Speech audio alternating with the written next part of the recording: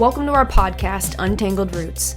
Have you ever asked yourself the question, why am I here? Well, if you have, welcome to the starting point of the best part of your life. Hi, I'm Jamie. And I'm Cassie. Join us as we share our perspective from our personal journey of untangling from everything that we're not. Let's go, truth seekers. Let's dive in. Hey guys! Hello, welcome. Welcome back to yet another episode of Untangled Roots. We're so excited to have you here. I'm Cassie. And I'm Jamie. And today we get to welcome Brandon Wilson, who just by chance is Cassie's husband. However, we did not just bring him on for who that role is for who he is, but we brought him on because he is someone who is extremely knowledgeable, who's walked the path that Cassie and I have walked on, all about the root of untangling the roots of how to find your truest self, how to find the most love within yourself, ideally extending the most love in your relationships. And just like Cassie and I say, we're here to share our perspective, and we wanted to welcome Brandon along to share his perspective and tips and tools and whatever he wants to share that he's willing to share with us. He's full of golden nuggets. So Brandon, thank you so much for doing this with us. Wow. We're very happy to have you. And thanks for having me. What's actually kind of cool is that Brandon actually kind of behind the scenes had a really big part, kind of a supportive role, and really a huge part in sharing just little tidbits about actually Untangled Roots as well, like getting started on this journey. And so it's kind of neat to kind of see it all come together, and now we're sitting here and like we're doing it. And it's amazing. It's really awesome. So why don't we just dive in, and why don't you start by just kind of giving us a little bit of background, kind of like our topic for the month is celebrating you. Mm-hmm. So could you share a little bit about your story, about different points in your life that stand out to really that shaped you, right? That really helped identify that this is who I am, right? Is that a good place to start? Yeah, okay. Yeah, I like it. And I just want to say that what you girls are doing is amazing, and anything I can do to be a part is I'm in for it. So happy to be here. So yeah, I mean, I grew up in a pretty normal from the outside home, but on the inside it was an absolute disaster. Divorces on both sides, right? All sorts of different things. And I think that really shaped me to learn how to start navigating some of those minefields of miscommunication in the home, chaos, right? And you start as a little kid to learn like, okay, what's going on here? Why is there such chaos? Is this normal? Maybe you think it's normal, maybe you don't. And I was just raised with, I think, just naturally trying to understand what this life is about and how to get through the chaos of life. And some people have a lot, some people have a little, but I really think that started me on a journey of self-discovery. And honestly, until I was probably 30, I don't feel like I really got much traction. But I think the number one thing that I think really made my life a little bit more unique was just starting the process young of learning how to discern chaos and communication and being like, well, why are those people fighting, and why is this not flowing? And right, like our hearts long for love and peace, and when that's not happening, I think there's something inside of us that say, hey, why is this? Let's get back on track. What's going on here? Yeah, let's figure this out, right? And so I just naturally started the journey of trying to figure it out. That's interesting that you said that you didn't get much traction until you were 30. Well, when I have literally seen nothing but traction ever since I've known you. Well, right? I think you're hard on yourself. Well, I think that, there's different levels to things, and the level that I want to be at as far as being able to, share love, speak life into people, and be at the level of success and attunement and self-love, right? That I want to be at. It until you get there, it never feels like you're getting there, right? But I resonate with 30 as well. You know what I mean? It's like, yeah, I resonate with that.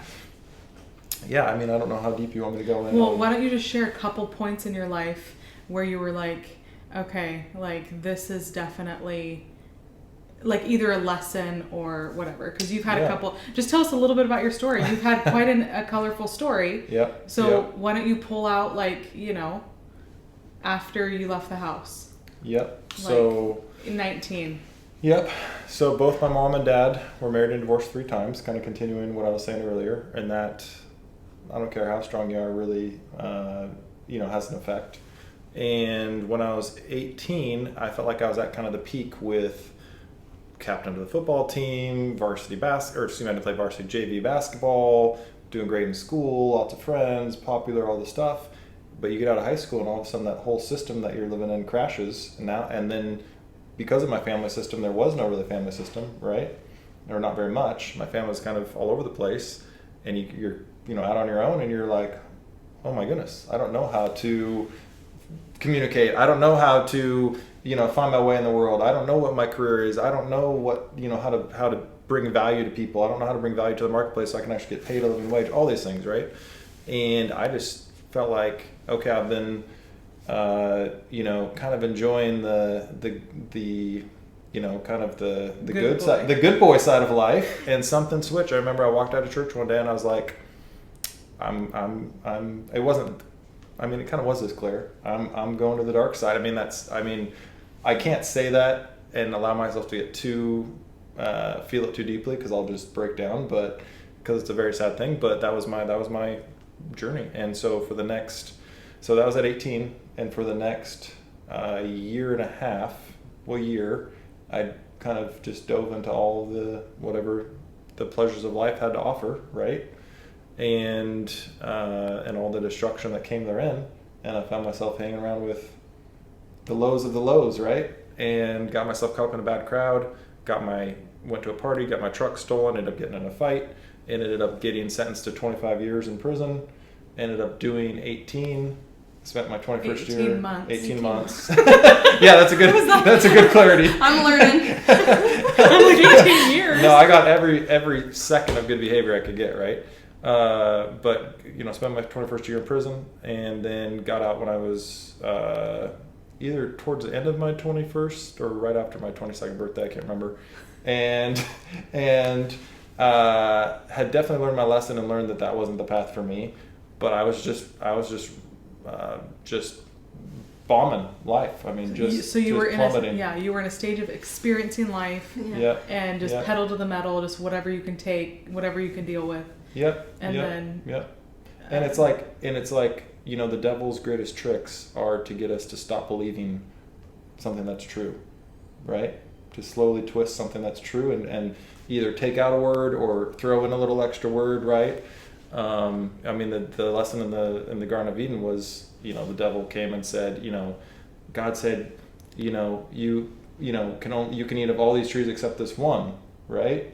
But so they had complete abundance except for this one, right? Mm-hmm. And so it was a story of lack, but that's for another story. But anyways, got out, still was a disaster. Started to try to build my life back.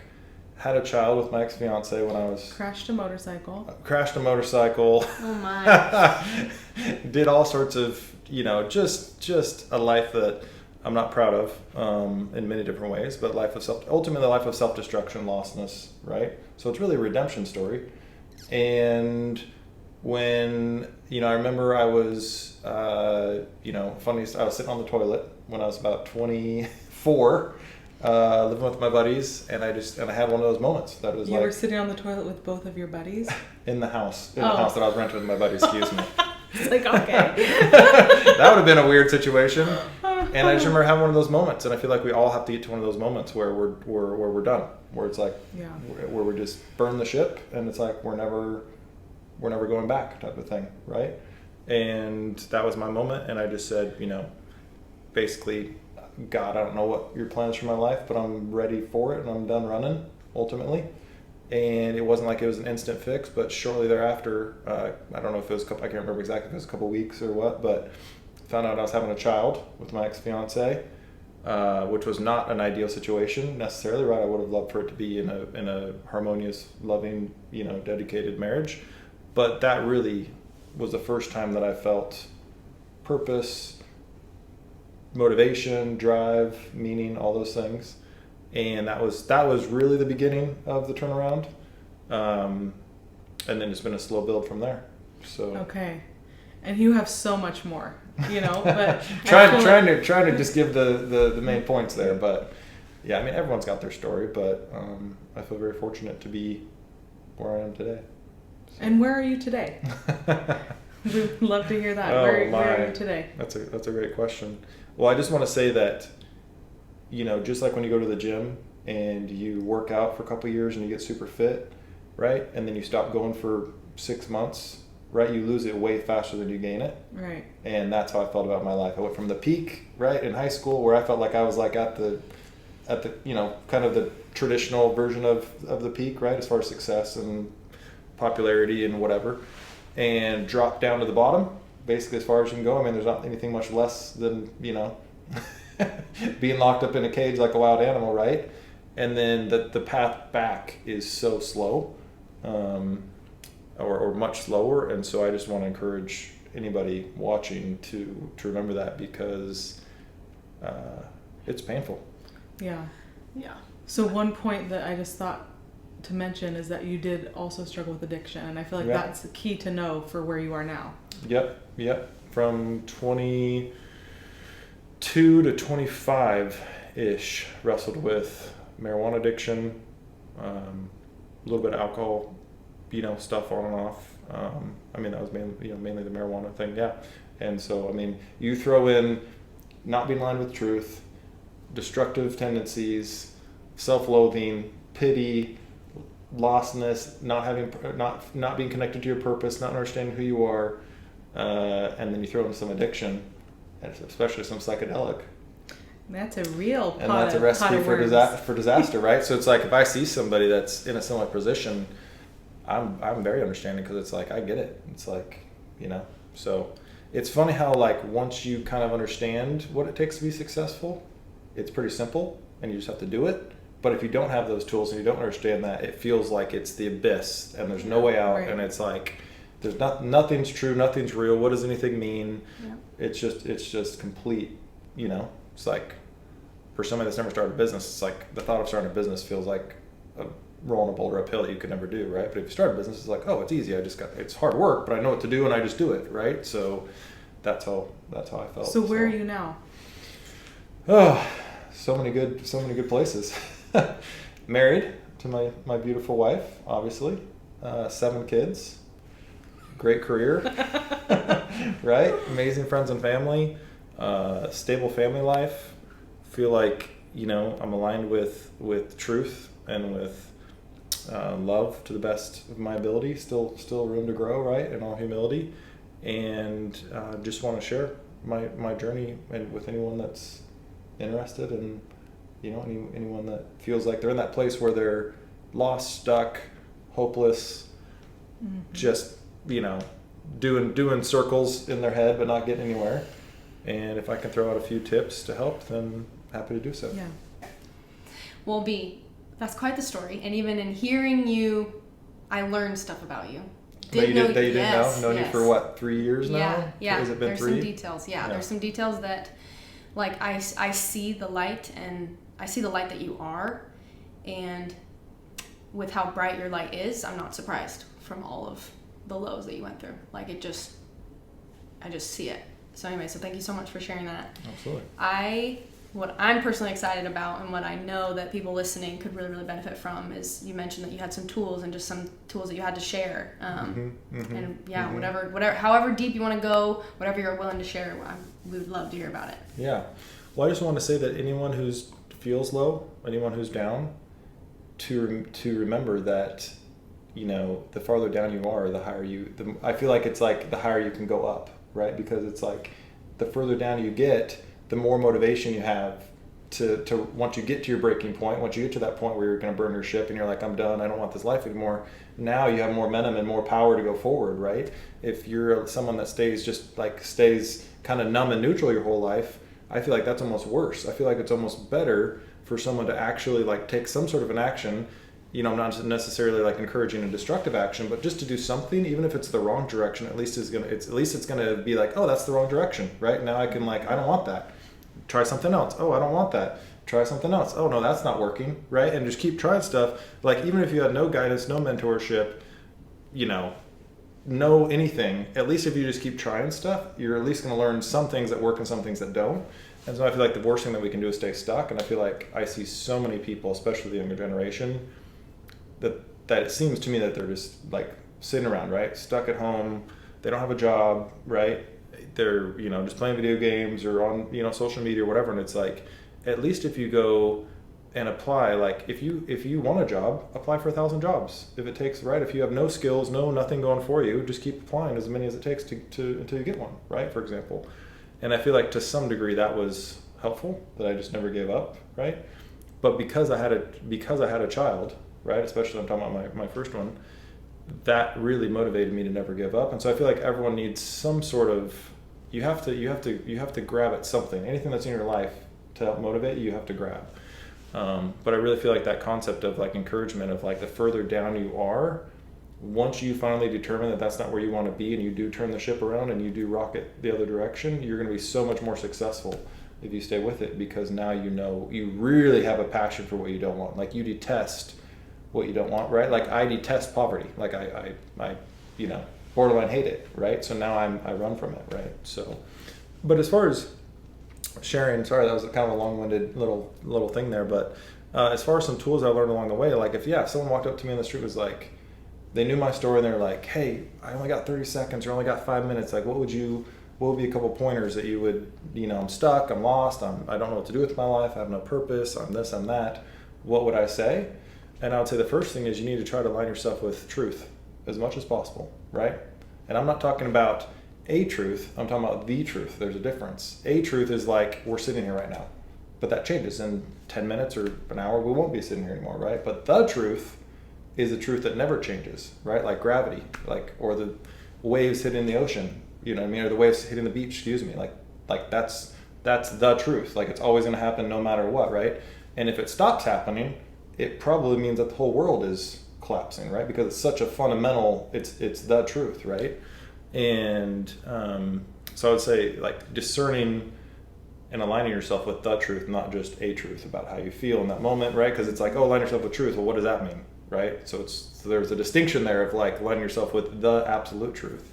And truth doesn't need to hide from a lie, right? Like if you're in the truth, it doesn't matter what's happening around you, doesn't matter what people are saying against you, it just is, right? But a lie has to defend itself from the truth, right?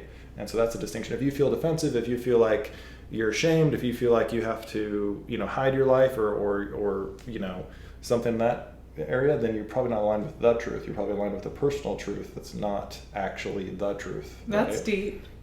See what I'm saying? Mm-hmm. I'm personally convicted. I'm just kidding, but So that's deep. I think the first thing. I think the second thing is finding a mentor, right? Which is also connected to, hopefully they'll be aligned with the truth and they'll help to guide you in the truth, right? And so obviously my opinion, my personal belief, I'm not really religious, but my personal belief is that the best place for the truth is in the Bible, right?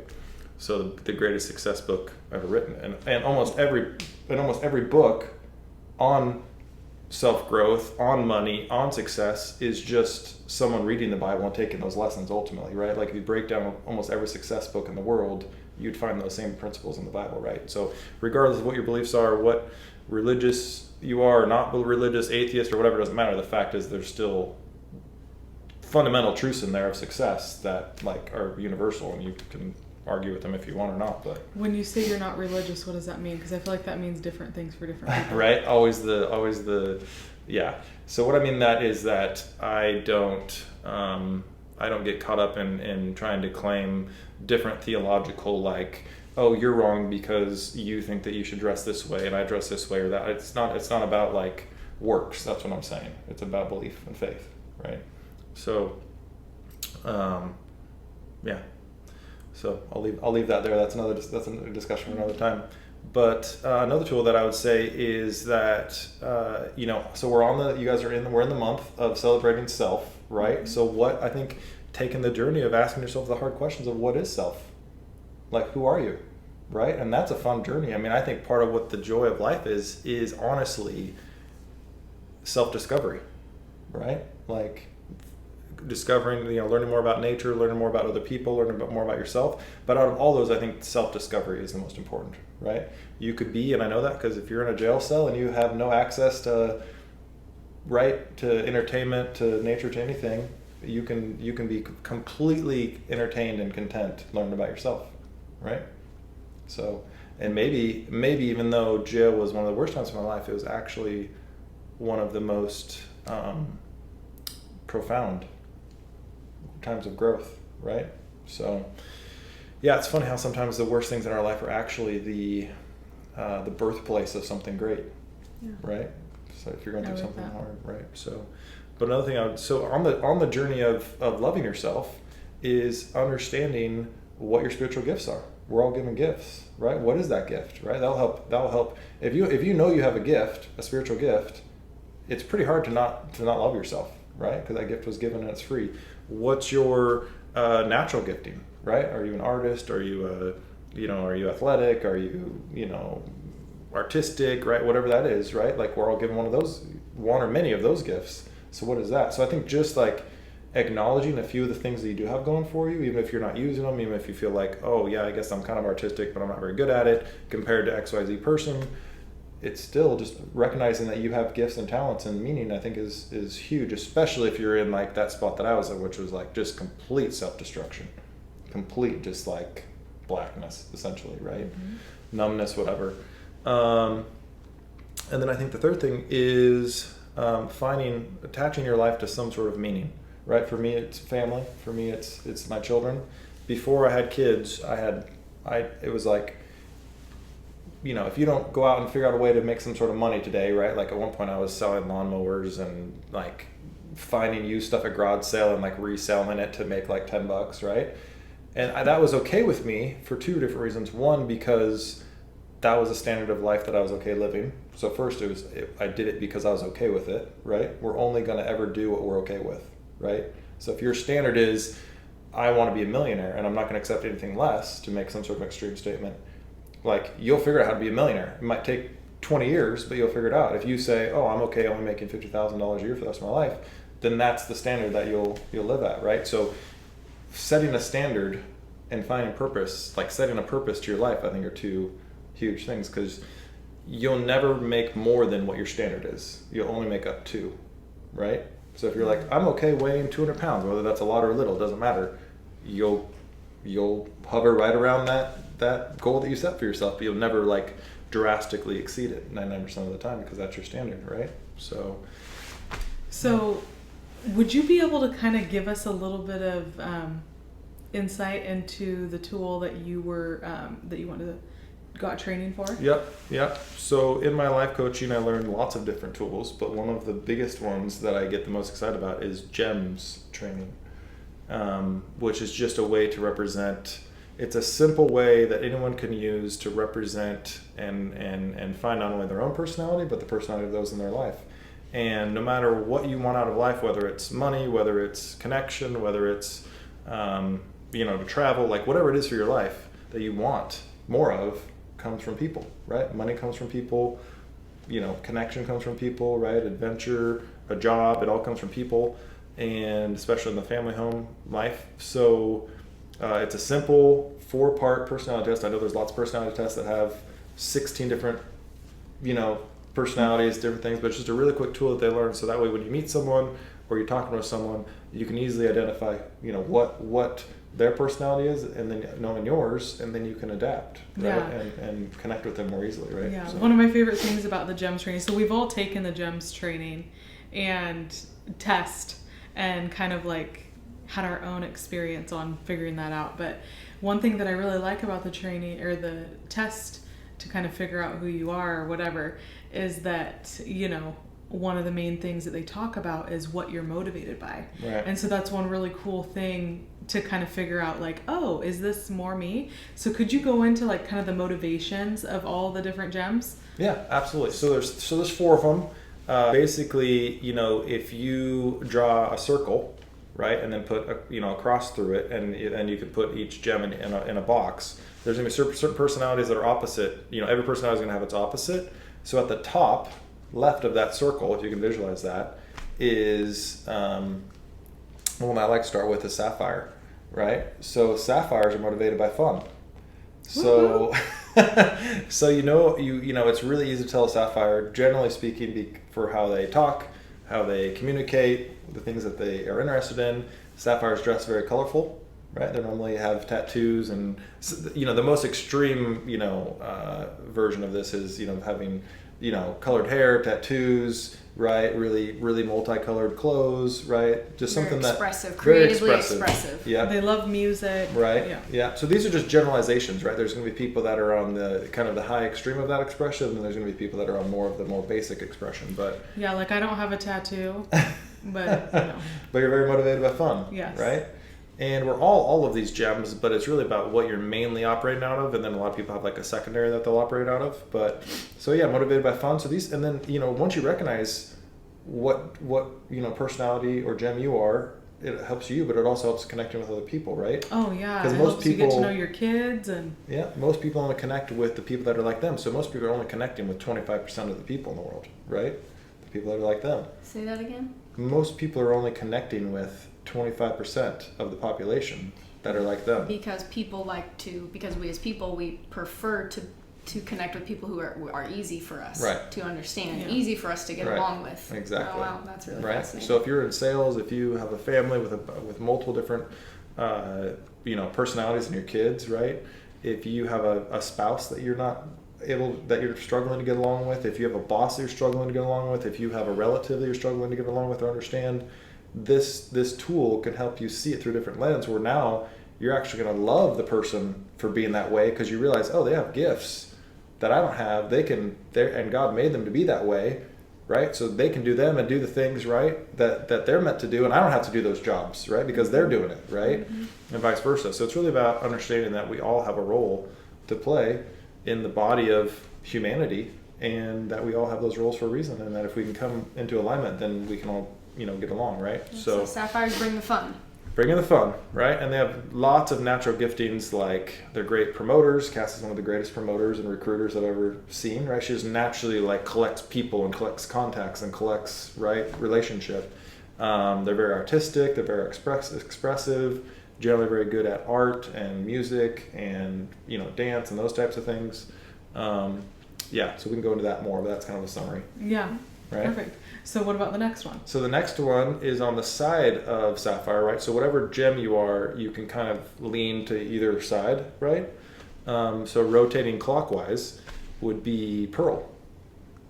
So the gem pearl represents someone who's motivated by serving, right? So this is the person that volunteers for everything that comes up, right? Either at church or in the community or at work, right? If you're the person that's like, someone's like, hey, we need to volunteer to do something, you just naturally find yourself being like, oh yeah, sure, no problem, I'll do it, right? That's a gift, where other people, right, other gyms are going to get to are like, it's the last thing that I'd ever want to do, right? I can't think of anything worse than volunteering. But they're also motivated by a cause. Yep. Like if they're going to do something, it's going to be because it's impacting something positively, right? Yeah. They generally like, comfortable clothing and recycling and saving the earth and, hiking. Yep. Very earthy a lot of times. Sentimental. Very sentimental. More spiritually inclined. Yep. Great people for customer service. Great people for welcoming people, right? Like into something, right? If you have a business where you need where you have somebody answering the phone or at the front desk or something like that, great person to have in that role, right? Walmart greeter. Right. But you don't want to put that pearl in front of a crowd. They don't want to be in front of a crowd. So if you try to make a pearl be a sapphire or put them in a pearl or a sapphire role, they'll just shrink and shrivel, right? Unless a pearl would love to be in front of a crowd if it's for a cause, and they're able to be passionate and share, and they're actually helping someone, right? Yeah. Like talking about like donations for the homeless or something like that. Mm-hmm. So once you take this test, which I highly recommend, it just starts the journey of starting to understand another aspect. And the successful people in life, all the ones that I've met, know this, right? Like it might not be that exact test, but they've done some I've gone to multiple. Exactly. They know people's personalities. They understand what people are motivated by. And so if you're in leadership, if you're looking to run your house more smoothly, if you're looking to improve your friendships, understanding a tool like this or a tool like it is super beneficial. Mm-hmm. Okay, so go on to the next guy. So the next one is so this is going to be the complete opposite of sapphire, right? Sapphire's at the top, then pearl, and at the bottom is emerald. Okay. Which is... So emerald's over here by pearl. Yep. Bottom right quadrant. Yeah. For those just listening to audio. Yep. Is motivated by facts and figures, by order, right? So these are going to be your engineers, your scientists, your policemen or women, your judges, right? Those are kind of your stereotypical ways that gets expressed. But your tax consultants, maybe your investors, right? Like anything that's a very like numbers, figures, right? True or false, right or wrong, like very like, factual type positions generally draw emeralds, right? Yeah. So emeralds have to be in a situation where something's either true or it's false, right? They don't like the gray, right? Where the sapphire loves like just the colors, the endless possibility of like what? There's colors in gray, right? Like anything's possible, right? But that wouldn't work if you were a judge, right? And to be like, oh well, I don't know, maybe you can go free, maybe you can't. I don't know, whatever I feel in the moment, right? So and you can tell an emerald by their clothing because they just wear the same clothes from like 8th grade. Style is normally more of a challenge, but that's because they're efficient, right? They're efficient and they're all about, the sun's coming in. Oh, that's beautiful. Being efficient and using what works and those types of things. So that's emerald. Emeralds struggle with personal relationships a lot of times. They struggle to connect often. So if you are an emerald or you have an emerald spouse or best friend that you just like, you'd love them to death, but you just struggle to connect in that one-on-one dynamic, communication-wise, there's a good chance they're an emerald, right? Because they just don't. They're looking for true and false. They're not looking for emotions very often. Maybe the emotional connection or that. So feelings. They struggle sometimes to operate off of feelings, right? And then the last one, which is the opposite of pearl, right, is ruby. And that is people that are motivated by a challenge and leadership. So these are a lot of times your CEOs, your managers, they can be in sales, entrepreneurs, business owners, people that want to be in a place of power and a place of leadership. They often work too hard, go too fast. They're the number one out of all those categories. They're the most likely to have a heart attack, or get burned out, or fall into depression, or struggle. I refuse to believe that. Struggle with, right? They often skip meals because they have so much going on. They often come across as being a little bit short with people, and it's not because they don't care about people, but they just have so much that they're trying to do. They struggle with delegating, right? Because they feel like they can do it all themselves the best, or they have to do it all themselves, right? They have to do it all themselves to get it done the best way or the right way or whatever, right? And I feel personally attacked.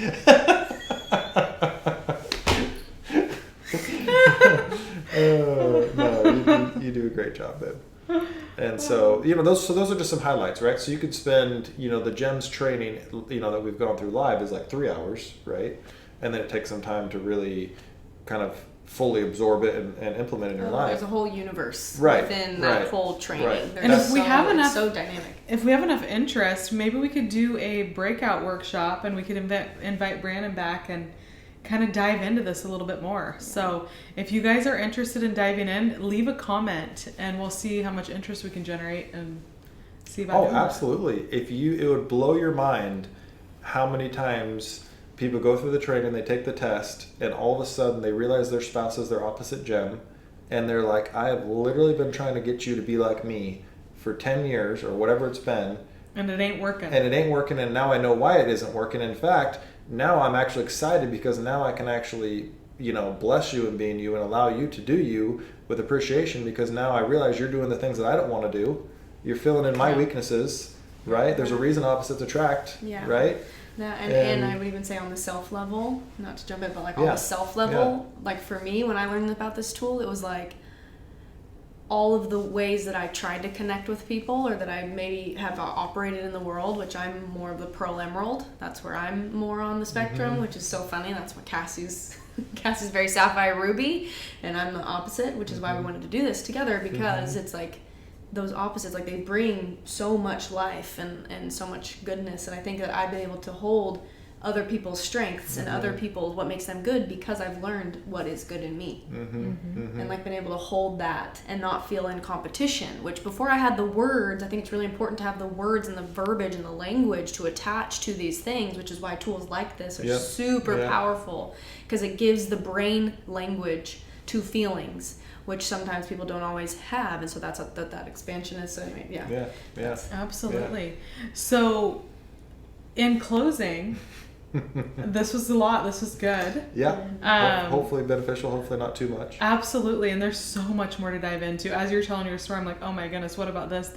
Like, there's a lot. We'll definitely have to invite you back on to talk about some different things, because I feel like you have a lot of experience and a lot to give. So we just want to say thank you for coming and being on here today. And if you do you have any closing statements or anything else you want to add? Thanks. Well, just thanks for having me. I thanks for having me on. I really appreciate it, and I love what you girls are doing.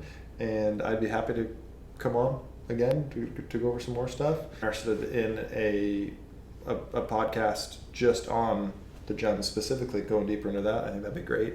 And I think that if every person was to take the GEMS training just as one of the many tools out there, right, of self-love and appreciation, then this world would be so much of a better place.